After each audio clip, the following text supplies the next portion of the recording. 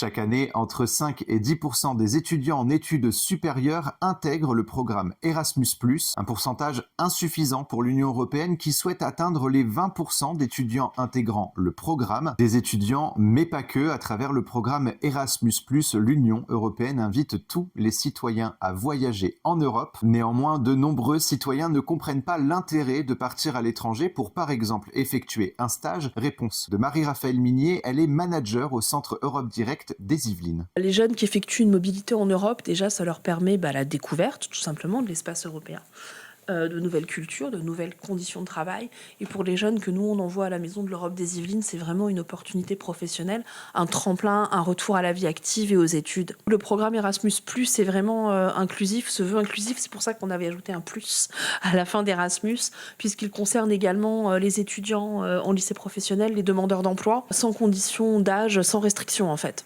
Beaucoup ne le savent donc pas, mais la mobilité en Europe n'est pas réservée qu'aux étudiants. À travers Erasmus+, les demandeurs d'emploi, les jeunes inscrits dans une mission locale ou sans diplôme peuvent partir se former à l'étranger. Et pour aller plus loin dans l'égalité des chances, Erasmus+, a mis en place le programme Move in Europe. Donc le programme Move in Europe, qui est financé par l'agence Erasmus+, est vraiment un vecteur d'égalité des chances, puisqu'il n'y a pas de distinction de sexe, de religion, de niveau scolaire, etc. On prend absolument tout le monde.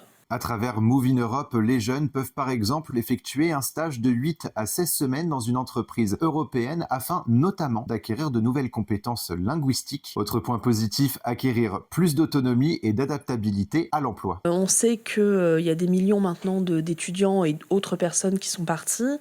On sait que les destinations favorites sont l'Espagne et la France.